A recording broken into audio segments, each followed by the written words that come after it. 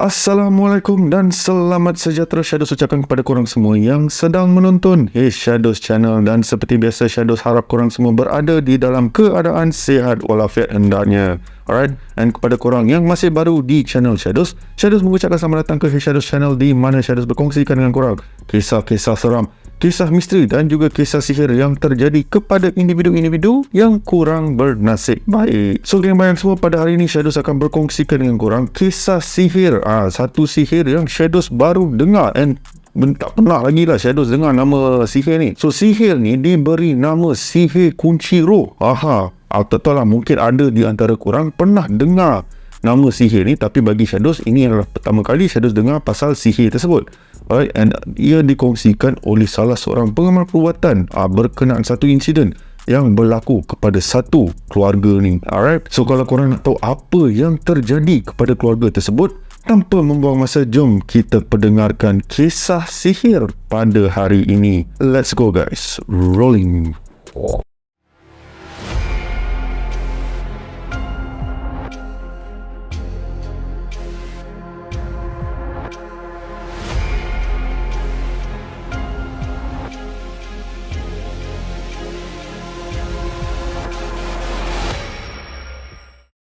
So kisah kita bermula di mana Jalil sedang melawat ayah saudaranya yang dalam keadaan tenat. Alright, so dikatakan ayah saudara si Jalil ni pada awalnya elok, sihat, semua okey lah. Tetapi tertiba tak tahu kenapa dikatakan ayah si Jalil ni tertiba sakit dada macam tu, and kira macam teruk lah keadaan dia. Kira doktor semua datang ke rumah. Kenapa doktor datang ke rumah? Sebab depan rumah ayah saudara si Jalil ni terdapat satu poliklinik, di mana instead of ayah saudara si Jalil ni pergi ke poliklinik ke apa, doktor poliklinik tu datang ke rumah. Namun apa yang menyedihkan adalah selepas beberapa jam macam tu, tiba-tiba ayah saudara si Jalil ni tak sedar diri tau, and then nampak macam kebiru-biruan semua, badan terasa sejuk and everything. So Jalil dah rasa risau, dan Jalil ni pun call lah doktor yang berada di poliklinik tersebut untuk datang untuk cek ayah saudara si Jalil ni. Apabila doktor tiba di rumah ayah saudara si Jalil ni, diorang pun buatlah cek seperti biasa, cek nadi, cek pernafasan, cek jantung, semua benda tu, and diorang telah mengesahkan bahawa ayah saudara si Jalil ni telah meninggal dunia. So macam biasa doktor-doktor tu pun akan start lah buat report-report, and then Jalil pun nak kenalah buat police report and everything sebab berlakunya kematian di dalam rumah. Alright, so Jalil pun pergilah ke masjid yang terdekat untuk startlah proses pengebumian and everything nak mandi jenazah, semua benda tu. So selepas semua benda tu telah dilakukan, tak lama kemudian orang-orang masjid pun semua datang ke rumah, and then special is that dia kawasan perkampungan ni, diorang siap bawa tempat mandi jenazah tu, yang besar warna biru. Aku tak tahu, mungkin ada di antara korang pernah tengok benda tu, tapi adalah satu macam, aku tak tahu apa nama panggil tu, tapi tempat diorang mandikan jenazah, diorang angkat datang ke rumah ayah saudara si Jalil ni untuk mandi jenazah and everything So diorang pun siapkan barang semua, start letak kain putih tu sebab diorang nak tempat yang diorang nak mandikan jenazah tu, bagilah cover sikit kan, takkan nak tak manis lah timbul mandi macam tu kan. So diorang pun start lah menyediakan tempat-tempat mandi jenazah untuk mengapan jenazah semua, everything diorang sudah start prepare. Dan tengah diorang buat semua benda tu, tertiba mereka terdengar seperti ada seseorang yang berdengkur. So diorang pun fikir, siapa pula yang tidur dalam rumah ni kan? Semua penjaga semua tengah buat something untuk bersiap untuk mandikan jenazah, semua benda tu. Dan tak ada pula kelihatan sesiapa yang tidur. So diorang pergilah cek kokot, adalah sesiapa, ada saudara mara si Jalil ni yang tertidur ke apa, tapi tak jumpa tau. And then baru diorang perasan yang bunyi dengkuran tersebut datang daripada ayah saudara si Jalil ni. So diorang ni semua pelik lah, macam mana pula mayat boleh berdengkur, tak logik mat. So diorang pun pergi cek, yang diorang dengar dekat memang seperti bunyi orang berdengkur. So diorang macam pelik lah, doktor dah mengesahkan yang ayah saudara si Jalil ni dah meninggal. So macam mana pula ayah saudara si Jalil ni boleh berdengkur sebagai. So si Jalil ni pun call lah doktor tu untuk datang balik ke rumah untuk periksa ayah saudara si Jalil ni. So doktor daripada poliklinik tersebut pun datang ke rumah, check everything, check nadi, check jantung, semua benda. Again diorang cakap ayah saudara kamu ni dah memang meninggal, tak ada bunyi degupan jantung apa-apa, semua memang flat. So diorang pun rasa pelik, kalau betul macam tu macam mana pula ada bunyi dengkuran. And even doktor tersebut pun pelik, macam mana benda ataupun hal tersebut boleh berlaku tau. So punyalah diorang check again and again, gunalah mesin semua bagai, till diorang tak boleh detect apa yang tak kena tau. Sampailah salah seorang daripada doktor tersebut bagi tahu kepada Jalil, baik kamu check lah dengan orang-orang masjid ke ataupun ada pengamal perubatan tradisional ke apa ke untuk check keadaan ayah saudara kamu. So benda ni macam di luar kawalan pihak doktor semua, sebab dah nampak pelik. Doktor dah buat sehabis baik untuk check tapi tak faham apa sebenarnya yang tengah berlaku tau. So bagi Shandos, persoalan ni adalah kenapa doktor still biarkan ayah saudara Jalil ni berada dalam rumah. Patut bawa dah pergi klinik ke hospital ke untuk further check up. Tapi yalah, kita tak tahu kan situasi pada ketika itu. So Jalil pun pergilah cari orang-orang masjid ke pengamal perubatan apa semua benda untuk datang check ayah saudara si Jalil ni. So selepas tunggu, datanglah salah seorang pengamal perubatan Islam yang memang terkenal dekat kawasan kampung situ. So pengamal perubatan Islam tersebut yang digelar sebagai Tok Awang. So Tok Awang ni dia memang dah lama berubatkan orang, dan dia memang berlandaskan agama Islam lah. Dia tak ada lah jenis yang guna benda-benda lain, tak ada. Dia memang hanya menggunakan Al-Quran untuk menyembuhkan orang. Okay, aku just nak make sure aku bagi clear dekat situ lah. Datanglah Tok Awang ni. Tok Awang ni pun check lah keadaan ayah saudara si Jalil ni. And pada ketika itulah Tok Awang berasa seperti ada benda yang tak kena dengan ayah saudara si Jalil. So Tok Awang ni pun suruhlah semua orang yang tak ada kena-mengena dengan ahli keluarga ni untuk duduk dekat luar ke apa, sementara tinggallah Jalil dan juga Tok Awang berada di dalam bilik untuk cek keadaan ayah saudara si Jalil ni. So Tok Awang ni pun startlah membaca petikan-petikan dari ayat Al-Quran, start meruqyahkan, and tiba-tiba boleh nampak keadaan ayah saudara si Jalil ni, badan dia start bergerak-gerak macam tu tau. Dan Jalil pun time tu dah rasa lain macam lah. Korang just bayangkan kalau kata doktor dah mengesahkan seseorang itu dah meninggal, korang jam weh kalau kau tengok tiba-tiba mayat bergerak macam tu tau. So Jalil ni pun terpaksa beranikan diri, sebab Jalil dengan ayah saudara dia memang rapat. Mana ayah saudara si Jalil ni pergi, Jalil ada, ataupun mana Jalil pergi, ayah saudara dia ada. Lebih kurang macam tu lah rapat diorang ni. Jalil dia tengok proses tu tau. Dia nampak pergerakan kaki, pergerakan tangan, and then mulut start berkumat kamit tau. Mulut ayah saudara si Jalil ni start berkumat kamit and everything on. Then time tu Tok Awang pandang ke arah Jalil, dan Tok Awang beritahu ada benda yang tak kena dengan ayah saudara kamu ni. So Tok Awang ni pun continue membaca petikan daripada ayat Al-Quran semua untuk try detect apa yang tak kena. Tapi still dalam keadaan macam tu tau, badan bergerak everything on. So Tok Awang beritahu, kamu pergi dekat seluruh rumah yang ada kira macam frame ke cermin ke yang mana ada paku and everything on, untuk cabut paku-paku tersebut. Aku tak tahu kenapalah cabut paku tersebut. So si Jalil ni pun menurut perintah pergilah cabut ke semua paku tersebut and diberi kepada Tok Awang ni. And Tok Awang ni pun cek satu-satu dekat tumit kaki ayah saudara si Jalil ni. So tengah-tengah cek macam tu kan, aku tak tahu lah macam mana dia buat. Dia katanya macam dia cucuk ke ataupun dia letak macam tu. Sampailah salah satu paku, bila dia letak kat kaki, tiba-tiba ayah saudara Jalil ni terbangun diri. Bukan berdiri lah, dia macam terbangun terduduk macam tu lah. Jalil memang terkejut lah. Dia time tu dah panik, dah nak lari ke apa, tapi dia sabar, dia kontrol diri dia, and dia tengok situasi keadaan time tu tau. So pada ketika itu Tok Awang dia berasa bukan nak tak boleh handle seorang-seorang, tapi dia perlukan bantuan, and Jalil tak cukup mahir untuk handle situasi ni.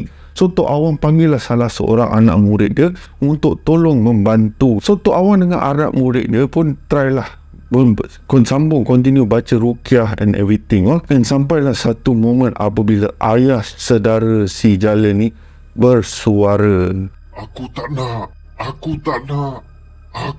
nak. Timah, mana kau Timah? Halau orang ni. Aku tak nak dia kat sini. Tolong aku Timah, hoi. Aku dah tolong kau.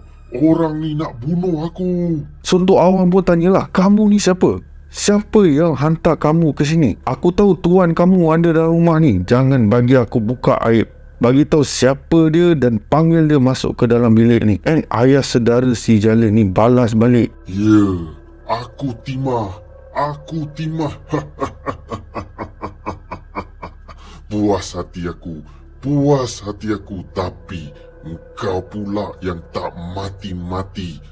Bodoh. And Tok Awang pada ketika itu dah rasa marah lah dengan situasi time tu tau. Sebab jin yang berada di dalam badan ayah saudara si Jalil ni degil, tak nak keluar. So Jalil yang pada ketika itu still confused, apa sebenarnya yang dah berlaku. Macam mana yang pada awal tadi tu, yang disangkakan yang ayah saudaranya dah meninggal tadi tu, tiba-tiba rupanya dikatakan tak meninggal pun. Rupanya sedang didampingi oleh sesuatu. And time tu lah Tok Awang bagi tahu Jalil yang rupa-rupanya ayah saudara si Jalil ni terkena satu sihir yang dipanggil kunci roh. So sihir ni apa dia buat dekat mangsa tersebut adalah dia macam mematikan mangsa macam tu tau. Mangsa tu still dalam keadaan hidup, tapi dia macam perdayakan orang-orang di sekeliling yang menganggap yang mangsa tersebut telah meninggal dunia. So macam kisah sihir ni, again Shadows cakap, Shadows ni pertama kali Shadows dengar ada sihir yang macam ni. So Shadows tak tahulah, mungkin ada di antara korang geng-geng bayang yang pernah dengar pasal sihir ni. Kalau korang pernah dengar, korang boleh drop di ruangan komen. Korang boleh kongsikan apa pendapat korang ataupun pencerahan berkenaan dengan sihir yang Shadows tengah ceritakan ni lah. Okay, so lepas Tok Awang tu dah cerita apa sebenarnya yang tengah berlaku dengan ayah saudara si Jalil ni, so tiba-tiba tak pasal-pasal ayah saudara si Jalil ni tiba-tiba pingsan tau. Tiba-tiba pingsan dan kedengaran seperti ada orang yang sedang menjerit-jerit dekat luar bilik ayah saudara si Jalil ni. Jeritan seorang perempuan tau, macam menjerit-jerit kan, tak tahu kenapa tau. Dan Tok Awang suruh Jalil dan juga anak muridnya panggil perempuan yang sedang menjerit tu, bawa masuk ke dalam bilik tau. Tok Awang tak nak sesiapa pun tahu dekat luar tu tau, sebab ialah jaga aib bab kata Tok Awang tu lah. Jalil dan juga anak murid Tok Awang ni pergi keluar cari perempuan yang menjerit tu and bawa masuk ke dalam. And perempuan tu merupakan adik kepada ayah saudara si Jalil ni. So Jalil pun jam lah, kenapa mak saudara dia tiba-tiba terjerit-jerit semua benda tu. So Tok Awang pun berstart berbahas dengan mak saudara si Jalil ni. Aku nak dia tu mati. Aku takkan pergi kalau dia tak mati. Tanam dia. Tanam dia. So last Tok Awang mengugut Tok Awang ugut makhluk tersebut yang berada di dalam badan mak saudara si Jalil ni. Katanya kalau dia tak keluar daripada badan tu, dia akan matikan ataupun dia akan bunuh jin tersebut tau. So selepas meraung macam tu, akhirnya jin tersebut pun keluar. Tapi sebelum jin tu keluar daripada badan, jin tu bagi tahu yang Timah ni hanya mengikut perintah suaminya. Sebab suami dia lah rupanya dalang di sebalik semua kejadian yang tengah berlaku pada ketika itu. So Jalil ni pun dah berasa marah, dia pun keluar nak cari suami mak saudara dia ni. Tengah dia nak keluar, time tu lah dia nampak suami mak saudara dia kalang kabut lari tau. So si Jalil malah nak kejar ke apa, sebab ramai orang yang dekat luar tu nak tahu apa sebenarnya yang berlaku. So si Jalil ni pun still kontrol perasaan dia, tak nak malukan sesiapa pada ketika itu. So Jalil pun masuk ke dalam bilik semula. Ketika itu nampak ayah saudara si Jalil ni kembali pulih. Dia start bangun perlahan-lahan dan tengok keadaan sekeliling. Ayah saudara si Jalil ni dah dengar segala perbualan yang dibahaskan oleh adiknya. And ayah saudara si Jalil ni pun bagi tahulah dekat adiknya, Timah, sampai hati kau buat dekat abang kandung kau sendiri ni macam ni Timah. Kau sanggup gunakan sihir untuk bunuh aku hanya untuk harta-harta yang ditinggalkan oleh arwah ayah. Abang hanya melakukan apa yang patut, membahagikan harta secara adil. Okey, semua dapat secara adil, tiada yang lebih, tiada yang kurang. Tapi engkau tamak Timah, engkau tamak. So Timah pun cakap dia sebenarnya dia tak nak pun harta tu, tapi suami dia asyik mendesak dia sampai si Timah ni tak boleh nak buat apa-apa, hanya boleh menurut apa kehendak suaminya. So ayah saudara si Jalil ni begitu kecewa dengan Timah dan juga suami dia, dan yelah benda dah terjadi kan, so tak boleh nak buat apa-apa. So end up Timah dan juga suaminya meninggalkan kampung tersebut, and dikatakan tak pulang langsung lepas insiden tu tau. Walaupun ayah saudara si Jalil ni berasa sedih dan kecewa dengan perangai adiknya, tapi in the end ialah darah daging sendiri kan. Takkanlah kau nak terus buang macam tu je. So ayah saudara si Jalil ni berharap yang satu hari nanti yang adiknya akan pulang and everything lah, kembali balik seperti dulu. Walaupun insiden-insiden tu telah consider hampir meragut nyawa ayah saudara si Jalil ni. Alright, geng bayang semua. So begitulah kisah sihir yang Shadows kongsikan dengan korang pada hari ini. Bukanlah satu kisah yang panjang, tapi dia punya cerita dia memang pendek macam tu tau. Alright, so Shadows hanya berkongsikan apa yang penting dalam kisah tu. And yelah, macam Shadows cakap, ini adalah pertama kali Shadows terdengar satu sihir yang diberi nama sebagai sihir kunci roh. So again, Shadows ingin beritahu yang sekiranya ada di antara korang yang di luar sana pernah dengar pasal sihir ni, korang boleh share lah dekat ruangan komen, share apa pencerahan ke, sebab Shadows tak pernah dengar benda sih. Sebab selalunya kita dengar sihir pengasih lah, sihir ni lah, sihir tu lah, tapi ni sihir lain macam. Dia membuat seseorang tu macam dah mati tapi rupanya tak mati. So bila katakan kalau kata ayah saudara si Jalil ni tak berdengkur ke apa kan, tak ada bunyi dengkuran tu, sia-sia mat, member kena tanam hidup-hidup. So itu antara salah satu cara yang akan end up ayah saudara si Jalil ni meninggal. Tak pasal-pasal kan. Okay, so again, Shadows harap korang terhibur dengan kisah yang Shadows kongsikan pada hari ini. Alright, terima kasih kepada semua geng bayang yang hadir meluangkan masa korang bersama dengan Shadows Channel. And Shadows juga ingin memohon ampun dan maaf sekiranya penceritaan Shadows dalam konten kali ini tak best ke ataupun ada kekurangan. Shadows memohon ampun dari pihak Shadows, and insyaAllah Shadows akan cuba lagi untuk perbaiki diri Shadows ni. So sekiranya korang terhibur dengan kisah yang Shadows kongsikan pada hari ini, jangan lupa tekan butang like, share dan juga subscribe kepada korang semua yang masih lagi belum subscribe ke Shadows Channel. And jangan lupa tekan bell notification supaya mana-mana video yang Shadows uploadkan korang akan diberitahu terlebih awal. And seperti biasa, nama aku Shadows, and by the orders of the Shadows, stay safe, stay healthy, sehingga kita berjumpa lagi di konten seram yang akan datang. Assalamualaikum. Bye bye guys. Take care.